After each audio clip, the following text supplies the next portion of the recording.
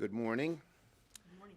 And before I begin on the impeachment issue, I want to say this. The president said in an interview yesterday at Davos that he will take a look at cutting Social Security and other entitlements after the 2020 election, and that it is actually, he said, the easiest of all things. The president promised that unlike other Republicans, he wouldn't touch Social Security and Medicare. He's already broken that promise and gone after Medicare. Now it looks like Social Security is in the president's crosshairs as well. Even as this important trial continues, Americans should hear that the president is casually talking about cutting their Social Security at a Swiss ski resort with the global financial elite.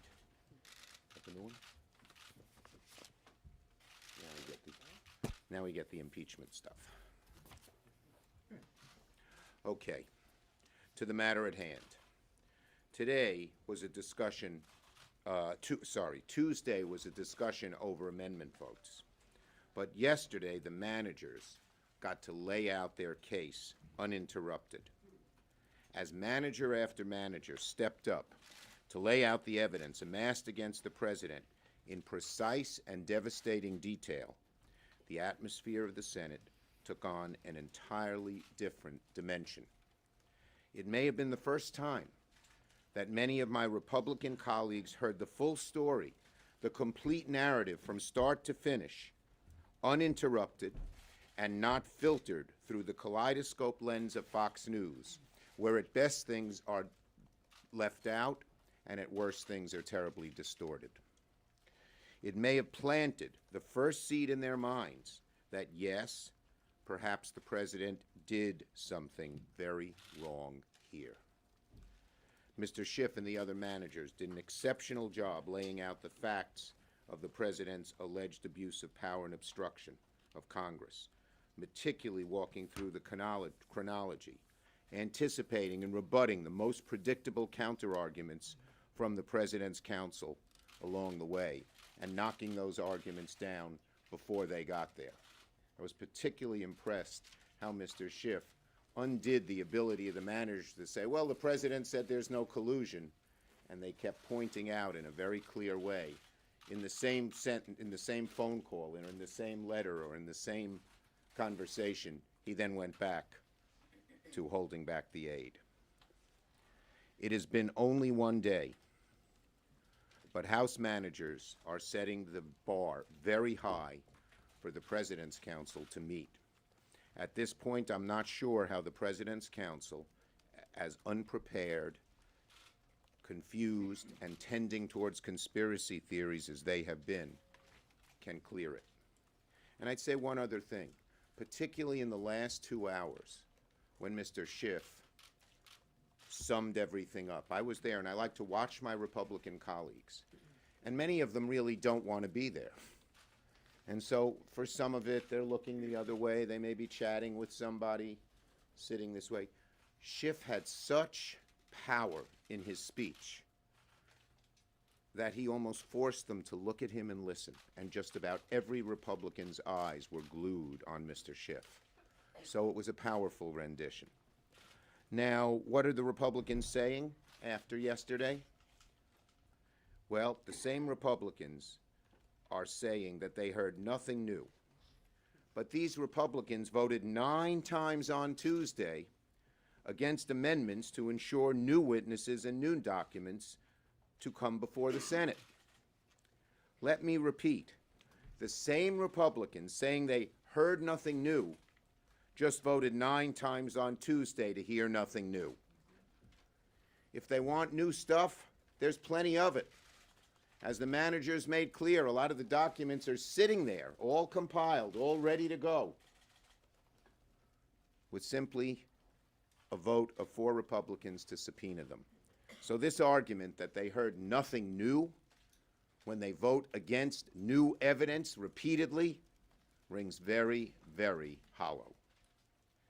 If my Republican colleagues are interested in some new evidence, On top of the very substantial House record, there's a very simple answer. Vote with Democrats to call relevant witnesses and documents.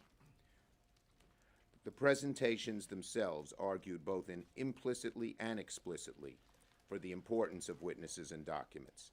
At key points yesterday, it was so clear that we ought to hear from Mulvaney and Blair and Duffy and Bolton, who are at the center of these events.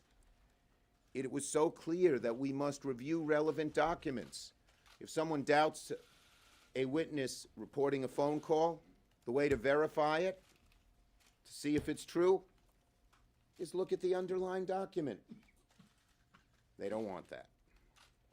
The managers kept referring back to important documents that we know exist and that we know concern the charges, but are being hidden from the Senate and the public by the President.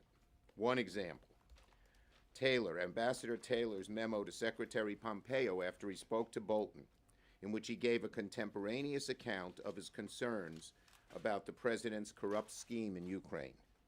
Why wouldn't my fellow Republicans want to see it? Why wouldn't they want the American people to see it?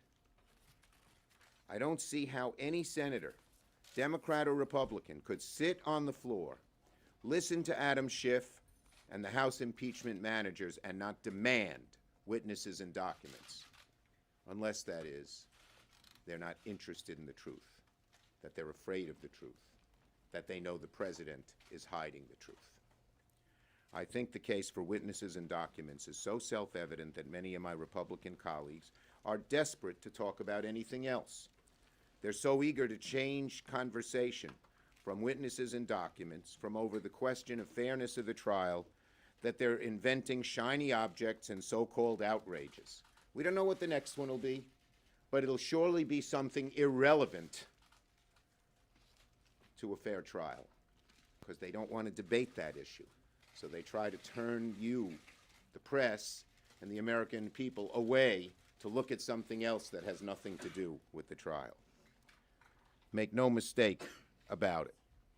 The issue of relevant evidence, documents, and witnesses is going to come back up, and Senate Republicans will have the power to bring that evidence into the trial.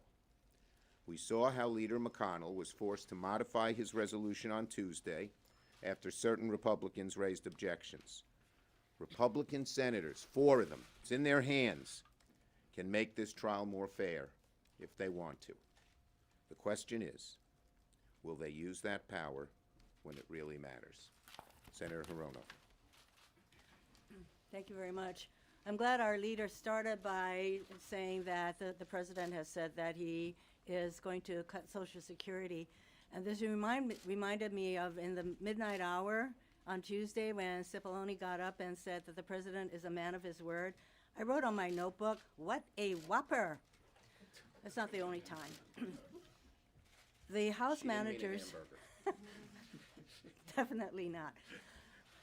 The House manager gave a powerful presentation, the factual basis for why the House voted to impeach this president. And it's good to be reminded of the human dimension of what the President did, because we all know that the President doesn't give a rip about the human dimension and the consequences of what he does, because he only cares about himself.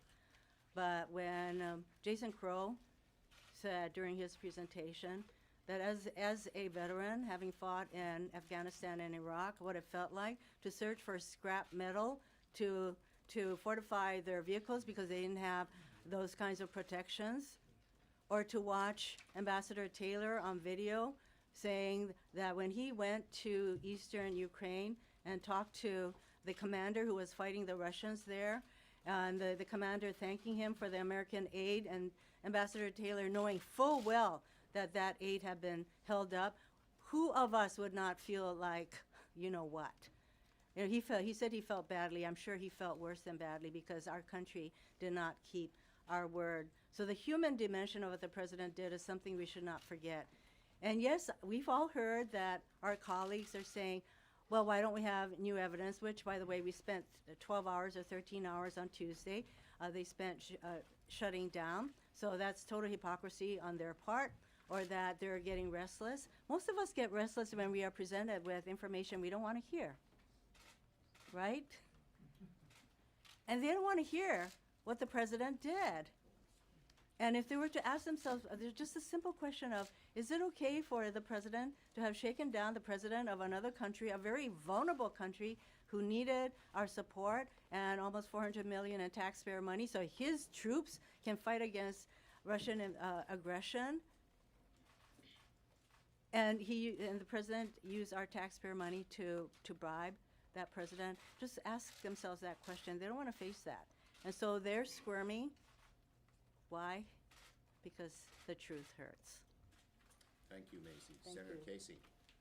Thanks very much. I want to thank my colleagues. I was listening yesterday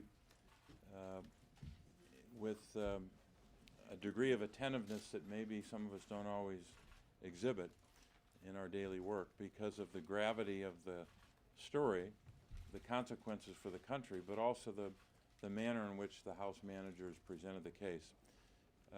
This record, which came over from the House, is substantial, it's compelling, and I think it lays out the fundamental case for both abuse of power and obstruction of Congress. But when you add into that what has transpired since they voted, all the new information we've seen, and then when you hear the presentation by the House managers yesterday, which should be supplemented by the testimony of witnesses as well as documentary evidence, you can see the power of this case and how disturbing it is. I'm still stunned that Republicans don't want to hear from relevant witnesses. The ones we've asked for, the ones that Leader Schumer put in his December 15th letter, Mr. Mulvaney, Mr. Bolton, Mr. Duffy, and Mr. Blair, are all relevant, and we're only asking for those four in the documents that pertain to their testimony. I think that's why you see these high numbers of Americans that want to have hear from witnesses and documents beyond what's already in the substantial record the House developed. But I want to echo both what Senator Schumer said and Senator Hirono and Ambassador Bill Taylor, that moment, which was proof positive of how important a document can be. The cable from Mr. Taylor to Secretary of State Pompeo, which, by the way, written by a decorated Vietnam War vet who understands the horror of combat, understands what military aid can mean on the battlefield, putting those words in a classified cable in real time, contemporaneously, and then we're told by the evidence that Secretary of State Pompeo brought the cable with him to a meeting in the White House, in the Oval Office with the President, in a meeting which we're told, and we'd like to know more about that meeting, was meant to persuade the President to finally release this aid so those Ukrainians on the battlefield could have the benefit of that aid. So when he said, wouldn't you like to read that cable, I think Republican heads were shaking, at least mentally. I'm sure they didn't want to be caught. The President might see them on camera shaking their head up and down, yes. But they know how important that cable is. They know how relevant it is to the underlying charges. They know that. And they also know that to make the case, as the lawyers do in their brief, or try to make the case that the President did nothing wrong, no one believes that. That just doesn't pass any test that most Americans would apply to credibility. So the last thing I'll say is just to highlight again what the Leader Schumer said and Senator Hirono said as well. Here's what Bill Taylor said on page 129 of the House Intel report, talking about that cable. It says, and I quote, Ambassador Taylor worried about the public message that such a hold on vital military assistance would send in the midst of Ukraine's hot war with Russia. Quote, he's quoting Taylor, the Russians, as I said at my deposition, would love to see the humiliation of President Zelensky at the hands of the Americans. I told the Secretary, meaning Secretary Pompeo, that I could not and would not defend such a policy, unquote. This is from a decorated Vietnam veteran who always would follow his duty, who understands what that duty is to the country, who's saying, I cannot follow that policy. It is so egregious, so offensive, so damaging that I can't follow that order or that policy. I don't know what more we can say to our colleagues to say, why don't we have the benefit of that cable? Why don't we have the benefit of the testimony of Mr. Bolton, who can also testify about that vignette in time, where Bolton says to Taylor, send a classified cable to the Secretary of State, which he, by the way, had never done before in his long career, distinguished career as a diplomat. So I'll end with asking Adam Schiff's question. Wouldn't you want to read that cable, among many other things we should read? Senator Udall. Senator Udall. Thank you, Senator Schumer, for asking us to accompany you. And I also feel that Ambassador Taylor was very powerful. I think that one moment where he was standing with the Ukrainian commander at the line with battling the Russians, and his story he told there was just so powerful. So I would agree with both Senator Schumer, Senator Rono, and Senator Casey. The House managers, Adam Schiff and his team, have done an incredible job in terms of presenting a powerful case, a compelling case. As a former Attorney General and a former federal prosecutor, I've seen many cases presented. They are really at the top of their game and doing an excellent job. And what is the contrast here? President Trump, as Leader Schumer has said, is over in Davos. Over in Davos. Number one, what he's doing in Davos, which I find outrageous, is he's playing with the jury intimidation. He said there in Davos at the camera, he says, don't call Bolton as a witness. He said it could hurt our national security. I think that's a very dangerous road to go down, to say that Congress cannot handle the national security issues. Obviously, Bolton has a lot to say in public just about what went on in the meetings, but we can handle the national security part in our secure facilities, and I think we're willing to do that.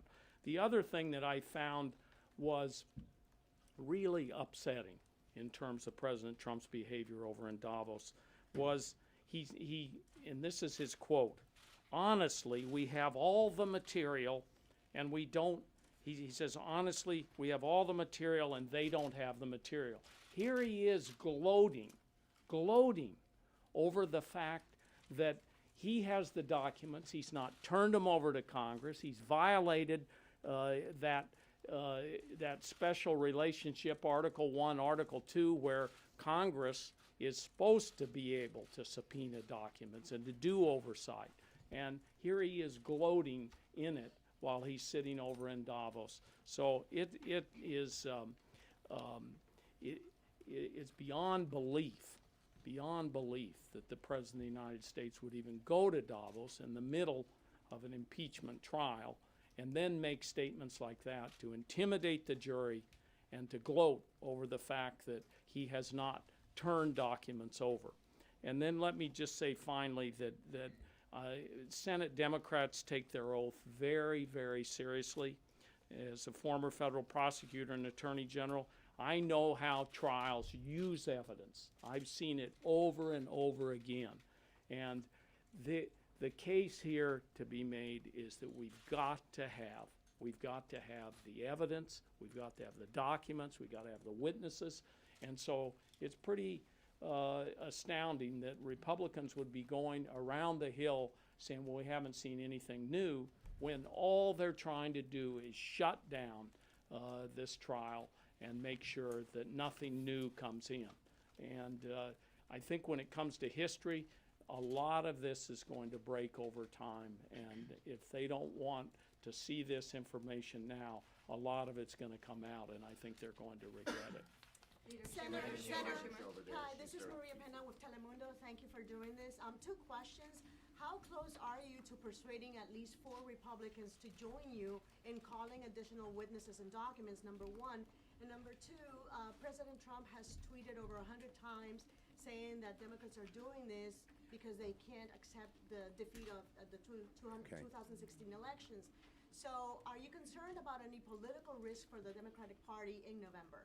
We're looking for the truth. The impeachment, the ability to impeach and then try that impeachment is one of the most fundamental, solemn, and sacred rights given to the Congress to deal with the president who might abuse his power, who might overreach, who might break the law. And we feel that's our obligation. So we have asked for witnesses. We didn't ask for Democratic witnesses who might be, talking on our side. These are the president's appointees. The documents are all written by the president's appointees. We want the truth. Now, maybe that evidence will be exculpatory, helpful to Trump. Maybe it'll be further incriminating. But we want the truth, and the political chips will fare where they may. I will tell you this. The American people, there was another new poll today by Reuters, I think it was, that showed that the overwhelming number of people, the overwhelming majority of Americans want the witnesses and documents, want the truth, want the new evidence. It was asked that way in one of them. And in most of the polls, a majority of the Republicans, every poll, more Republicans than not, want witnesses and documents. And it's rare for the Republican rank and file to break with Trump. But I think the American people, and particularly after yesterday, saw the gravity of this situation and the need to make it fair. And I will say this to President and any of my Republican friends. If the American people believe this is not a fair trial, which right now they seem to believe because there are no witnesses and documents, acquittal will have zero value to the president or to the Republicans. How about the witnesses? No. There are lots of conversations going on. I'm not going to comment on anything explicit. Yes. Mr. Leader, can you clarify your remarks yesterday about witnesses, and Ted Cruz was talking about a one-for-one deal. Are you saying that you're close to any potential deal? No, or there's only no- those involving No Republicans, no regarding Republicans are talking to us about deals. We want these 4 witnesses, these 4 sets of documents. They go to the truth. But not a single Republican has approached me and said, what about this, what about that? It's not happening. There was one report that I thought was false, and now everyone's jumping on it. Yes. Leader Schumer, are Senate Republicans complicit in a cover-up by not accepting witnesses and documents at this point? The bottom line is the president is clearly covering up. His people are covering up. And the question is, will our Republican colleagues rise to their constitutional mandate to create a fair trial? And I don't think it will sit very well with history or with the American people if they don't. Leader Schumer, this is supposed to be, as Chief Justice John Roberts put it, the world's greatest deliberative body. What should the American people make of the fact that so many senators appear to have already made up their minds long before this trial is even over? Well, again, I give faith to the wisdom of the founders. When I read in high school, I mentioned this once before, when I read in high school, one of the greatest things we've got to worry about is foreign interference in our elections. I sort of crinkled my eyes and said, what? That doesn't happen. But of course, once again, the founders were a lot smarter than all of us, and they realized what a danger it would be, and now it's reared its ugly head. It happened in 2016, and there are countries aiming to do it in 2020. We know that. Well, it's the same here. People say they've made up their minds, some, not that many. I don't think a majority of senators on either side have said they've made up their minds. There are some. But the weight of history, the weight of that trial, the requirement that people are forced to sit at their desks and listen and not be punching things out on their iPhones is very, very powerful. And as I said, towards the end last night, Mazie Hirono was right. People squirm, people look the other way, they don't sit still when they don't want to hear it. But the evidence was so compelling, and Schiff's arguments were so powerful, that I looked around several times. Every Republican was looking right at him and listening. So our hope is this will have an effect. It will also have an effect on the American people. And everyone here who's elected has some duty to listen to their constituents. Their constituents are saying witnesses and documents. Yes. You've been a politician for a long time, and you've seen good political environments, and you've had to carry both good messages and bad messages in those environments. You seem pretty confident right now of the argument you have on witnesses. Do you believe that the Republican position against witnesses is sustainable politically? Look, I think it's not sustainable substantively, for sure. And the American people seem to agree with us. And we are, look, I don't know what'll happen. Am I certain that we'll get those 4 Republicans? Absolutely not. Am I certain we won't absolutely get those 4 Republicans? Certainly not. You've got it, when you have truth on your side, when you have facts on your side, you often win, because that's the way, my belief, God made the world, and that's the way our republic is structured. So you just keep at it and keep at it and keep at it.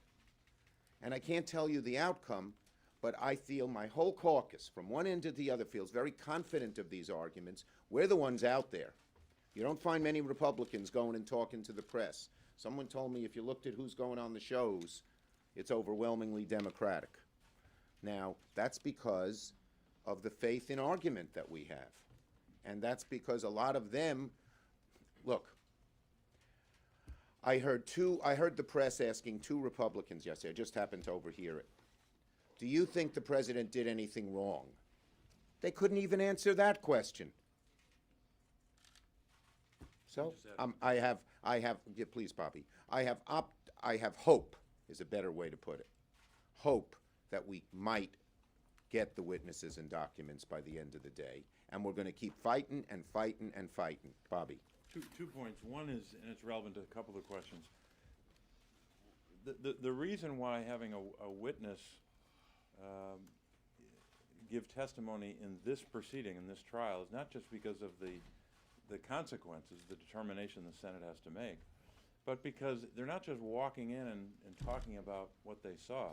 They're coming in, they're having to swear under oath, taking the oath in a deposition or other testimony, and having to be subjected to both examination and cross-examination can reveal a lot about a person. We saw as well how serious and quiet and somber the chamber got when people were signing the oath book after taking the oath collectively. So that's important here, having people under oath. I don't know, maybe I missed something, but I have not seen any person yet in the House proceedings who was under oath who made the argument for the president. Nothing wrong, a perfect call, all of that. I don't know of anyone who's been under oath doing that. Now maybe, as Chuck said, maybe John Bolton would say something exculpatory, but we just want them under oath and they're relevant. Last point is that on this question of what's going through the minds of Republicans, look, I've been there for every single minute of presentation. And when I look across at the Republicans for even a second, I see most who are listening very carefully. I think Chuck was right. I think they were paying very close attention yesterday, especially to the end when Adam Schiff was making a presentation. And final point here is that when we were getting the printout of the slides yesterday, it was, my sense from looking at the Republican side was they weren't taking those slides and just throwing them in their desk. They wanted to see those slides. They may not admit that to you. They wanted to see them. In fact, one senator, I won't tell you who, Republican senator, was inquiring about the fact that they couldn't see the slides on the screen, and having a printout was helpful. So they want to see this information. A lot of them, even the ones that claim that there is nothing new. They knew there was a lot that was revelatory in those slides. Thank you, everybody. Thanks. Thank you.